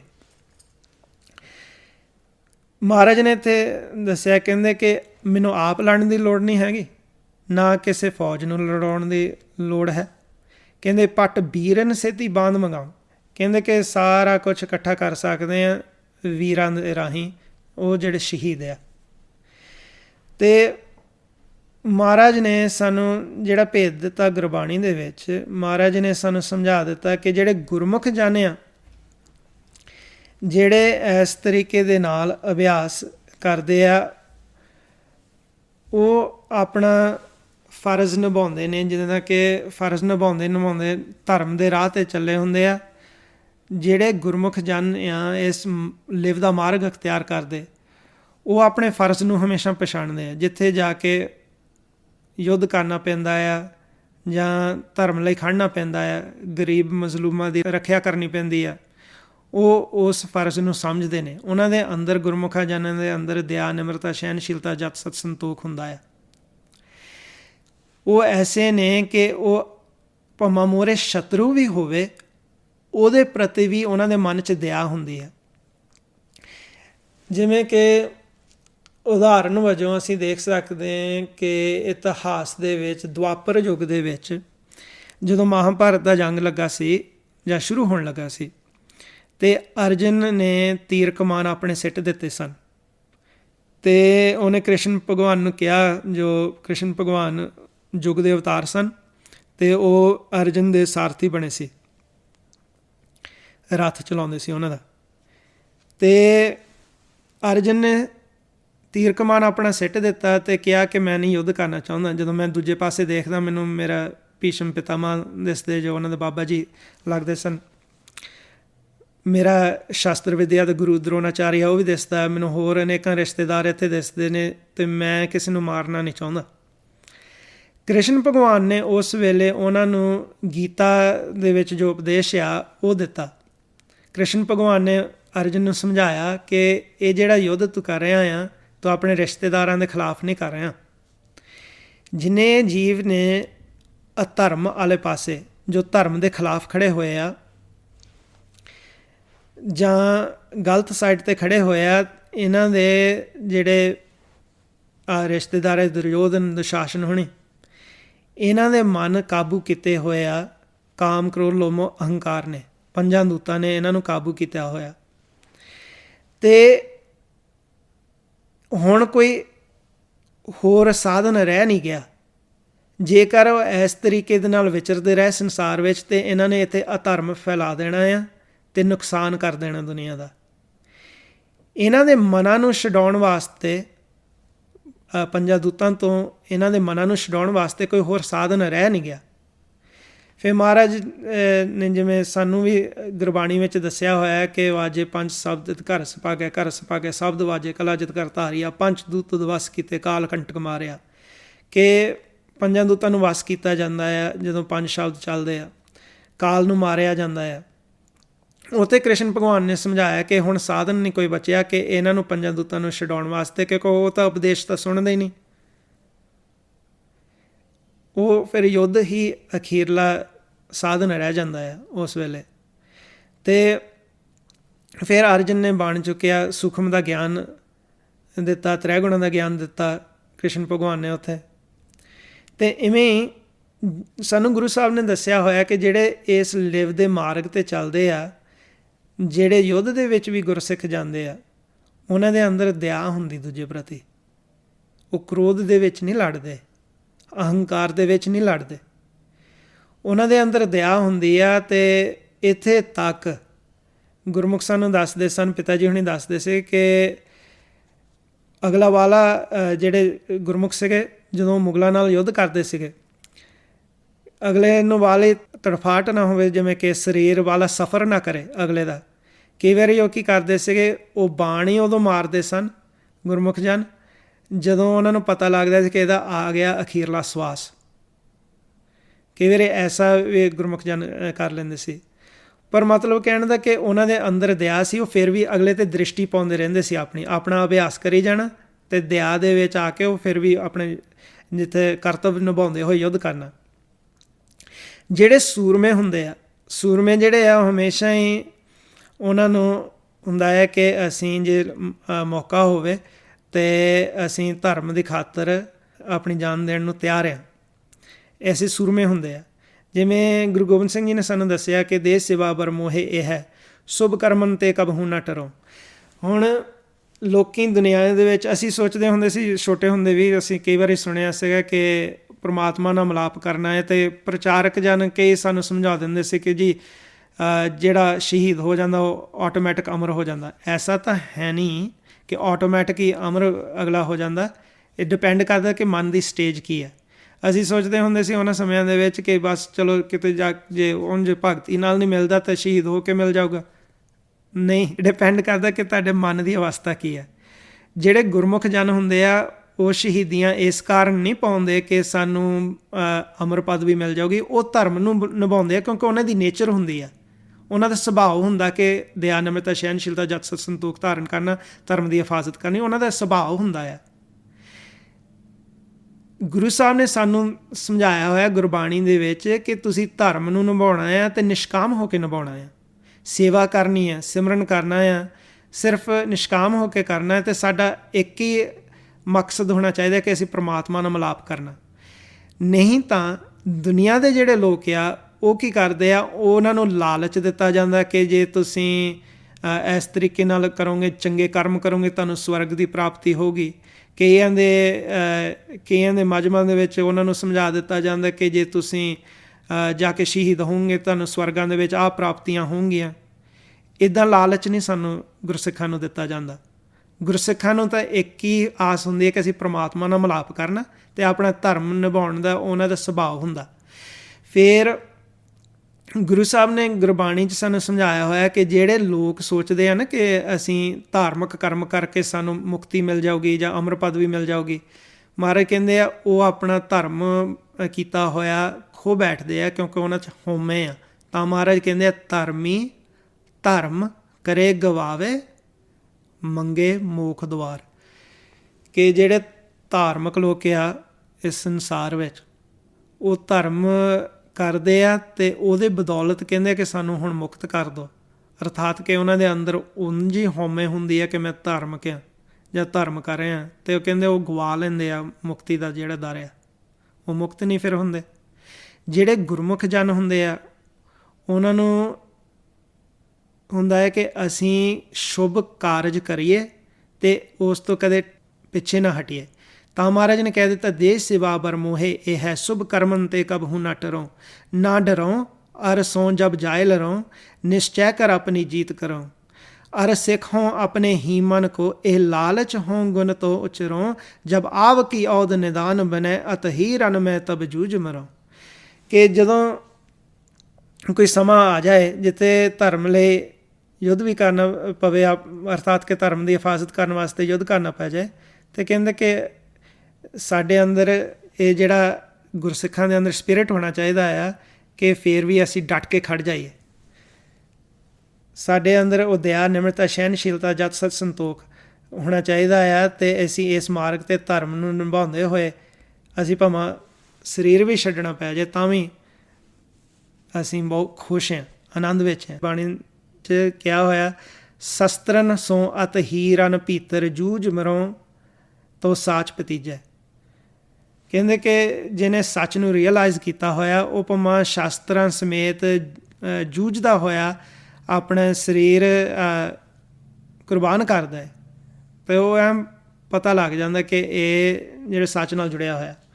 ਦੂਜੇ ਪਾਸੇ ਫਿਰ ਕਈ ਜੀਵ ਐਸੇ ਨੇ ਉਹਨਾਂ ਨੇ ਭਗਤੀ ਕੀਤੀ ਨਹੀਂ ਹੁੰਦੀ, ਉਂਝ ਦੁਨਿਆਵੀ ਤੌਰ 'ਤੇ ਕਈ ਕਹਿ ਦਿੰਦੇ ਕਿ ਉਹ ਸ਼ਹੀਦ ਆ, ਜਾਂ ਕਈ ਕਹਿ ਦਿੰਦੇ ਉਹ ਸੂਰਮੇ ਆ, ਕਿ ਇਹਨੂੰ ਵਾਪਸ ਆਉਣਾ ਪੈਂਦਾ ਹੈ। ਖਾਸ ਕਰਕੇ ਮਹਾਰਾਜ ਨੇ ਗੁਰਬਾਣੀ 'ਚ ਉਂਝ ਦੱਸਿਆ ਹੋਇਆ ਕਿ ਜਿਹੜੇ ਦੂਜੇ ਸੂਰਮੇ ਹੁੰਦੇ ਆ, ਕਿ ਜਿਹੜੇ ਦੁਨਿਆਵੀ ਤੌਰ 'ਤੇ ਅਸੀਂ ਦੇਖਦੇ ਹਾਂ ਸੰਸਾਰ ਵਿੱਚ, ਜਿਹੜੇ ਗੁੱਸੇ ਦੇ ਵਿੱਚ ਇੱਕ ਦੂਸਰੇ ਨਾਲ ਲੜਦੇ ਹੁੰਦੇ ਆ ਜਾਂ ਅਹੰਕਾਰ ਦੇ ਵਿੱਚ ਇੱਕ ਦੂਸਰੇ ਨਾਲ ਲੜਦੇ ਆ, ਮਹਾਰਾਜ ਕਹਿੰਦੇ ਆ, ਸੂਰੇ ਇਹ ਨਾ ਆਖੀਏ ਅਹੰਕਾਰ ਮਰੇ ਦੁੱਖ ਪਾਵੇ।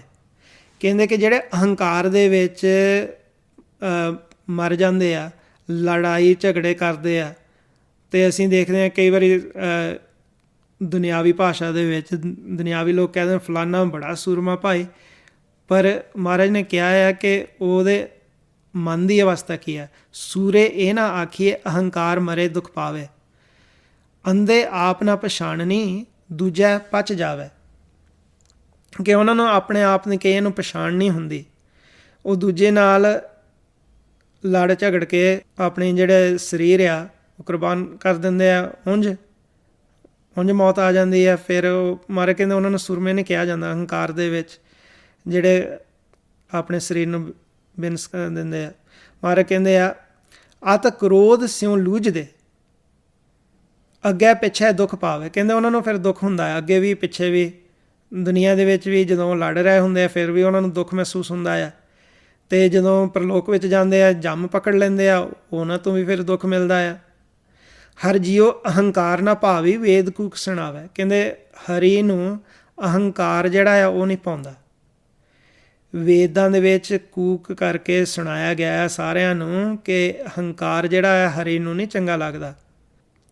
ਅਹੰਕਾਰ ਮੋਏ ਸੇ ਵਿਗਤੀ ਗਏ, ਮਰ ਜਨਮੇ ਫਿਰ ਆਵੇ। ਕਹਿੰਦੇ ਕਿ ਜਿਹੜਾ ਅਹੰਕਾਰ ਦੇ ਵਿੱਚ ਰਹਿੰਦਾ ਹੋਇਆ ਪੂਰਾ ਹੋ ਜਾਏ, ਅਸੀਂ ਜੇ ਸਮਝਦੇ ਹਾਂ ਕਿ ਅਸੀਂ ਉਂਝ ਹੀ ਕਿਤੇ ਦਾ ਲੜ ਝਗੜ ਕੇ ਕਿਤੇ ਅਮਰ ਹੋ ਜਾਵਾਂਗੇ, ਇਹ ਗੱਲ ਨਹੀਂ ਹੈਗੀ। ਮਹਾਰਾਜ ਨੇ ਇੱਥੇ ਖੰਡਨ ਕੀਤਾ। ਮਹਾਰਾਜ ਕਹਿੰਦੇ ਕਿ ਜੇ ਅਸੀਂ ਅਹੰਕਾਰ ਦੇ ਵਿੱਚ ਰਹਿੰਦੇ ਹਾਂ ਨਾ, ਮਨ ਨੂੰ ਆਪਣੇ ਨੂੰ ਮਾਰਿਆ ਨਹੀਂ, ਅਹੰਕਾਰ ਮੋਏ ਸੇ ਵਿਗਤੀ ਗਏ, ਕਹਿੰਦੇ ਸਾਡੀ ਗਤੀ ਨਹੀਂ ਹੋਣੀ। ਮਰ ਜਨਮੇ ਫਿਰ ਆਵੇ, ਫਿਰ ਸਾਨੂੰ ਜਨਮ ਮਰਨ ਦੇ ਗੇੜ ਦੇ ਵਿੱਚ ਆਉਣਾ ਜਾਣਾ ਪਊਗਾ। ਸੋ ਮਹਾਰਾਜ ਨੇ ਸਾਨੂੰ ਸਮਝਾ ਦਿੱਤਾ ਕਿ ਜਿਹੜਾ ਇੱਦਾਂ ਅਸੀਂ ਦ੍ਰਿਸ਼ਟਮਾਨ ਰੂਪ ਦੇ ਵਿੱਚ ਦੇਖਦੇ ਹਾਂ, ਜਿਹੜੇ ਸੂਰਮੇ ਆ ਅਸਲੀ, ਜਿਨ੍ਹਾਂ ਨੂੰ ਹਰੀ ਦਾ ਰੰਗ ਲੱਗਾ ਹੁੰਦਾ, ਭਗਤੀ ਕਰਦੇ ਆ, ਉਹਨਾਂ ਦਾ ਸਤਿਕਾਰ ਆ ਦਰਗਾਹ ਦੇ ਵਿੱਚ। ਜਿਹੜੇ ਉਂਝ ਲੜਾਈ ਝਗੜ ਕੇ ਆਪਣਾ ਸਰੀਰ ਖਤਮ ਕਰਦੇ ਆ, ਅਹੰਕਾਰ ਵਿੱਚ ਹੁੰਦੇ ਆ, ਉਹ ਫਿਰ ਜਨਮ ਮਰਨ ਦੇ ਗੇੜ ਦੇ ਵਿੱਚ ਉਹਨਾਂ ਨੂੰ ਆਉਣਾ ਜਾਣਾ ਪੈਂਦਾ। ਜਿਹੜੇ ਨਿਜ ਸੁਨ ਹੈ, ਇੱਕ ਗੁਰਮੁਖਾਂ ਨੇ ਇੱਥੇ ਸਵਾਲ ਪੁੱਛਿਆ ਹੈ ਕਮੈਂਟਸ ਦੇ ਵਿੱਚ ਕਿ ਜਿਹੜੀ ਤੁੰਦਰਾ ਅਵਸਥਾ ਆ ਉਹ ਵੀ ਨਿਜ ਸੁਨ ਦਾ ਹਿੱਸਾ ਆ। ਤੁੰਦਰਾ ਆ ਜਿਹੜੇ ਯੋਗਕ ਲੋਕ ਜਿਹੜੇ ਆ ਯੋਗਾ ਅਭਿਆਸ ਕਰਦੇ ਹੁੰਦੇ ਆ ਉਂਝ ਜਾਂ ਮੈਡੀਟੇਸ਼ਨ ਕਰਦੇ ਹੁੰਦੇ ਆ ਕਿ ਜਿਹੜਾ ਹੈ ਅਸੀਂ ਸੁਣ ਵਿੱਚ ਜਾਂਦੇ ਜਾਂਦੇ ਕਦੇ ਸਾਡਾ ਸਰੀਰ ਇੱਦਾਂ ਡਿੱਗਦਾ ਹੈ ਵਾਰ-ਵਾਰ, ਉਸ ਜਿਵੇਂ ਕਿ ਜਾਗੋ ਮਿੱਟੀ ਵਾਲੀ ਅਵਸਥਾ ਹੁੰਦੀ ਹੈ, ਉਹ ਪੂਰੀ ਤਰ੍ਹਾਂ ਉਸ ਵੇਲੇ ਅਸੀਂ ਨਿਜ ਸੁਣ 'ਚ ਨਹੀਂ ਗਏ ਹੁੰਦੇ। ਉਸ ਵੇਲੇ ਅਸੀਂ ਥੋੜ੍ਹਾ ਜਿਹਾ ਇੱਧਰਲੇ ਪਾਸੇ ਵੀ ਹਾਂ ਅਤੇ ਥੋੜ੍ਹਾ ਜਿਹਾ ਹਜੇ ਪਾਉਣ ਨਾਲ ਪੂਰੀ ਤਰ੍ਹਾਂ ਸੰਪਰਕ ਟੁੱਟਾ ਵੀ ਨਹੀਂ ਹੁੰਦਾ, ਉਹ ਉੱਧਰ ਨੂੰ ਵੀ ਜਾ ਰਹੇ ਹਾਂ। ਉਹ ਵਿੱਚ ਵਿਚਾਲੇ ਦੀ ਅਵਸਥਾ ਹੁੰਦੀ ਹੈ। ਇੱਕ ਹੁੰਦੀ ਹੈ ਜਾਗਤ ਅਵਸਥਾ, ਜਿੱਥੇ ਅਸੀਂ ਉਂਝ ਤਾਂ ਅਸੀਂ ਜਾਗਣਾ ਸ਼ਬਦ ਦੁਆਰਾ, ਪਰ ਇਹ ਦ੍ਰਿਸ਼ਟਮਾਨ ਭਾਸ਼ਾ ਦੇ ਵਿੱਚ ਜਿਹੜੇ ਅਸੀਂ ਇੱਧਰਲੇ ਪਾਸੇ ਸਮਝਦੇ ਹਾਂ ਆਮ ਲੋਕ ਜਾਗਤ ਕਹਿ ਦਿੰਦੇ, ਜਿਹੜਾ ਇੱਧਰ ਅਸੀਂ ਵਿਚਰਦੇ ਹਾਂ ਤ੍ਰੈਗੁਣਾਂ ਦੇ ਵਿੱਚ। ਫਿਰ ਹੁੰਦਾ ਸੁਪਨ ਅਵਸਥਾ। ਸੁਪਨ ਅਵਸਥਾ ਹੁੰਦੀ ਹੈ ਜਿੱਥੇ ਅਸੀਂ ਸੌਂ ਕੇ ਚਲੇ ਜਾਂਦੇ, ਸਾਨੂੰ ਸੁਪਨਾ ਆਉਂਦਾ। ਫਿਰ ਹੁੰਦੀ ਸਕੋਪਤ, ਉਸ ਦੇ ਵਿੱਚ ਵਿਚਾਲੇ, ਅਤੇ ਉਹਨੂੰ ਜਾਗੋ ਮਿੱਟੀ ਵੀ ਕਹਿ ਦਿੰਦੇ ਆ। ਤੁੰਦਰਾ ਅਵਸਥਾ ਉਸ ਦਾ ਪਾਰਟ ਹੈ। ਉਹਦੇ ਵਿੱਚ ਕੀ ਹੁੰਦਾ ਹੈ ਕਿ ਜੇ ਸਾਡਾ ਧਿਆਨ ਇੱਕ ਚਿੱਤ ਹੋ ਜਾਏ ਅਤੇ ਅਸੀਂ ਆਪਣੇ ਮਨ ਨੂੰ ਪੂਰੀ ਤਰ੍ਹਾਂ ਸੁਣ ਵਿੱਚ ਟਿਕਾ ਲਈਏ, ਅਤੇ ਉਸ ਵੇਲੇ ਕੀ ਹੁੰਦਾ ਹੈ ਕਿ ਅਸੀਂ ਨਿਜ ਸੁਣ ਦੇ ਵਿੱਚ ਬੈਠੇ ਹੋਏ, ਸਾਡਾ ਸਰੀਰ ਪੂਰੀ ਤਰ੍ਹਾਂ ਸੁਣ ਹੋ ਜਾਂਦਾ, ਅੰਦਰੋਂ ਮਨ ਜਾਗਦਾ ਰਹਿੰਦਾ ਹੁੰਦਾ। ਅਤੇ ਕਈ ਵਾਰੀ ਉੱਥੇ ਫੁਰਨੇ ਜਿਹੜੇ ਆ, ਕਿਉਂਕਿ ਪੂਰੀ ਤਰ੍ਹਾਂ ਸੁਣ 'ਚ ਸਮਾਇਆ ਨਹੀਂ ਹੁੰਦਾ, ਉਂਝ ਬੋਰਡਰ 'ਤੇ ਬੈਠਾ ਆ, ਸਾਡਾ ਮਨ ਉਸ ਵੇਲੇ ਫੁਰਨੇ ਵਿਚਾਰ ਲੈ ਲੈਂਦਾ ਆ। ਅਤੇ ਕਈ ਵਾਰੀ ਕੀ ਹੁੰਦਾ ਹੈ ਕਿ ਸਰੀਰ ਹਿਲਾਉਣ ਦੀ ਕੋਸ਼ਿਸ਼ ਕਰਦਾ ਪਰ ਸਰੀਰ ਹਿਲਦਾ ਨਹੀਂ। ਕਈ ਇਸ ਅਵਸਥਾ ਦੇ ਵਿੱਚ ਜਾ ਕੇ ਡਰ ਵੀ ਜਾਂਦੇ ਆ। ਉਹ ਇੱਦਾਂ ਮਹਿਸੂਸ ਹੁੰਦਾ ਆ ਕਿ ਜਿਵੇਂ ਪੈਰਾਲਿਸਿਸ ਹੋ ਗਈ ਹੋਵੇ, ਸਰੀਰ ਹਿਲਦਾ ਨਹੀਂ। ਉੱਥੇ ਡਰਨ ਦੀ ਲੋੜ ਨਹੀਂ ਹੁੰਦੀ। ਕੀ ਕਰਨਾ ਹੁੰਦਾ ਕਿ ਤੁਸੀਂ ਆਪਣਾ ਧਿਆਨ ਆਪਣੇ ਉਂਗਲਾਂ ਦੇ ਵਿੱਚ, ਅੰਗੂਠਿਆਂ ਦੇ ਵਿੱਚ ਲਿਜਾ ਕੇ ਇਹਨਾਂ ਨੂੰ ਹਿਲਾਉਣ ਦੀ ਕੋਸ਼ਿਸ਼ ਕਰਨੀ ਹੁੰਦੀ ਹੈ। ਤੁਹਾਡੀ ਸੁਰਤੀ ਉਸੇ ਵੇਲੇ ਪੂਰੀ ਤਰ੍ਹਾਂ ਸਰੀਰ ਵਿੱਚ ਪ੍ਰਵੇਸ਼ ਹੋ ਜੂਗੀ। ਡਰਨ ਦੀ ਲੋੜ ਨਹੀਂ ਹੁੰਦੀ ਉੱਥੇ। ਕਈ ਐਸੇ ਆ, ਉਹਨਾਂ ਦੀਆਂ ਅੱਖਾਂ ਥੋੜ੍ਹੀਆਂ ਖੁੱਲ੍ਹੀਆਂ ਰਹਿੰਦੀਆਂ ਅਤੇ ਉਹ ਫੁਰਨੇ ਮੁਤਾਬਕ ਉਹਨਾਂ ਨੂੰ ਕਈ ਦ੍ਰਿਸ਼ ਵੀ ਦਿਸਣ ਲੱਗ ਪੈਂਦੇ ਇੱਥੇ ਸੁਣ ਵਿੱਚ। ਅਤੇ ਉਹ ਪੂਰੀ ਤਰ੍ਹਾਂ ਜਿੱਦਾਂ ਸੁਣ 'ਚ ਮਨ ਸਮਾਇਆ ਨਹੀਂ ਹੁੰਦਾ, ਉਂਝ ਬੋਰਡਰ 'ਤੇ ਇੱਦਾਂ ਬੈਠਾ ਹੁੰਦਾ ਨਿਜ ਸੁਣ 'ਤੇ ਇੱਥੇ ਤ੍ਰਿਲੋਕੀ ਦੇ, ਅਤੇ ਸੁਣ ਜਿਹੜਾ ਅਸਲ ਵਿੱਚ ਸਰੀਰ ਪੂਰਾ ਤਰ੍ਹਾਂ ਹੋਇਆ ਹੁੰਦਾ। ਜੇਕਰ ਭੇਦ ਆ ਉਸ ਵੇਲੇ, ਤੁਸੀਂ ਅਨਹਦ ਸ਼ਬਦਾਂ ਨੂੰ ਅੰਦਰੋਂ ਧਿਆਨ ਲਾ ਕੇ ਸੁਣੋ, ਅਤੇ ਤੁਹਾਨੂੰ ਉਸ ਵੇਲੇ ਬਹੁਤ ਸੌਖਾ ਹੋ ਜਾਂਦਾ ਹੈ ਅਨਹਦ ਸ਼ਬਦਾਂ ਵਿੱਚ ਸਮਾ ਕੇ ਗਾਂਹ ਵਧਣਾ, ਕਿਉਂਕਿ ਸਰੀਰ ਵੱਲੋਂ ਇਸ ਪੂਰੀ ਤਰ੍ਹਾਂ ਸੁਣ ਹੋਇਆ ਹੁੰਦਾ, ਮਨ ਇਸ ਤੋਂ ਉੱਪਰ ਬੈਠਾ ਹੁੰਦਾ। ਅਤੇ ਜੇਕਰ ਅਸੀਂ ਚਾਹੁੰਦੇ ਹਾਂ ਕਿ ਇੱਧਰਲੇ ਪਾਸੇ ਵਾਪਸ ਆਉਣਾ, ਸਰੀਰ ਨੂੰ ਹਿਲਾਉਣਾ, ਫਿਰ ਸਿਰਫ ਅੰਗੂਠਿਆਂ ਦੇ ਵਿੱਚ, ਉਂਗਲਾਂ ਦੇ ਵਿੱਚ ਧਿਆਨ ਦੇ ਦੇਣਾ, ਅਤੇ ਫਿਰ ਇਸ ਤੋਂ ਫਿਰ ਤੁਸੀਂ ਕੰਮ ਲੈ ਸਕਦੇ ਹੋ, ਕਿਉਂਕਿ ਤੁਹਾਡੀ ਸੁਰਤੀ ਵਿੱਚ ਪ੍ਰਵੇਸ਼ ਹੋ ਜਾਣੀ ਹੈ।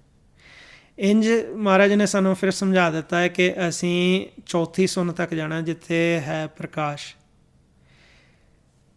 ਅਸੀਂ ਨਿਰਵਾਣ ਪਦਵੀ ਹਾਸਲ ਕਰਨੀ ਹੈ, ਜਿੱਥੇ ਉਸਤਤ ਨਿੰਦਿਆ ਤੋਂ ਉੱਪਰ ਉੱਠ ਜਾਂਦੇ ਹਾਂ। ਅਸੀਂ ਉਹਨਾਂ ਅਸਲੀ ਸੂਰਮਿਆਂ ਵਾਂਗ ਬਣਨਾ ਹੈ ਜਿਨ੍ਹਾਂ ਨੂੰ ਹਰੀ ਦਾ ਰੰਗ ਲੱਗਾ ਹੋਇਆ ਹੈ। ਗੁਰਮੁਖ ਜਨ ਜਿਹੜੇ ਆ, ਉਹ ਫਿਰ ਧਰਮ ਨੂੰ ਨਿਭਾਉਂਦੇ ਆਪਣਾ ਧਰਮ ਦੇ ਜਿਹੜੇ ਜ਼ਿੰਮੇਵਾਰੀਆਂ ਆ, ਉਹਨਾਂ ਨੂੰ ਵੀ ਪੂਰੀ ਤਰ੍ਹਾਂ ਨਿਭਾਉਂਦੇ ਨੇ, ਅਤੇ ਅੰਦਰੋਂ ਆਪਣੇ ਮਨ ਨੂੰ ਧਰਮ ਦ੍ਰਿੜ ਕਰਾਈ ਜਾਂਦੇ ਆ, ਨਾਮ ਜਪਾ ਕੇ, ਨਾਮ ਨਾਲ ਜੁੜ ਕੇ। ਐਸੇ ਗੁਰਮੁਖ ਜਨ ਜਿਹੜੇ ਆ ਉਹ ਅਮਰ ਹੁੰਦੇ ਆ, ਅਤੇ ਉਹਨਾਂ ਦੀਆਂ ਸ਼ਹਾਦਤਾਂ ਜਿਹੜੇ ਜੀਵਨ ਮੁਕਤ ਇੱਦਾਂ ਹੋ ਗਏ, ਉਹਨਾਂ ਦੀ ਸ਼ਹਾਦਤਾਂ ਤੁਸੀਂ ਇਤਿਹਾਸ ਵਿੱਚ ਪੜ੍ਹੋਗੇ, ਉਹ ਸਾਰੀ ਦੁਨੀਆ ਲਈ ਮਿਸਾਲ ਬਣਦੇ ਆ। ਸਾਰੀ ਦੁਨੀਆ ਨੂੰ ਸਹੀ ਸੇਧ ਦੇ ਦਿੰਦੇ ਆ ਜੀਵਨ ਵਿੱਚ ਵੀ, ਅਤੇ ਜਦੋਂ ਉਹ ਮੌਤ ਨੂੰ ਵਿਆਹੁੰਦੇ ਆ, ਮੌਤ ਦੇ ਨਾਲ ਵੀ ਉਹ ਸੇਧ ਦਿੰਦੇ ਆ ਸਾਨੂੰ। ਇੰਨੀਆਂ ਅੱਜ ਬੇਨਤੀਆਂ ਸਨ। ਜੇ ਕੋਈ ਬੋਲਦਿਆਂ ਹੋਇਆ ਅੱਖਰ ਵਾਧਾ ਘਾਟਾ ਭੁੱਲ ਚੁੱਕ ਹੋ ਗਿਆ ਹੋਵੇ, ਮੈਨੂੰ ਅਣਜਾਣ ਸਮਝ ਕੇ ਮੁਆਫ ਕਰਨਾ ਜੀ। ਵਾਹਿਗੁਰੂ ਜੀ ਕਾ ਖਾਲਸਾ, ਵਾਹਿਗੁਰੂ ਜੀ ਕੀ ਫਤਿਹ।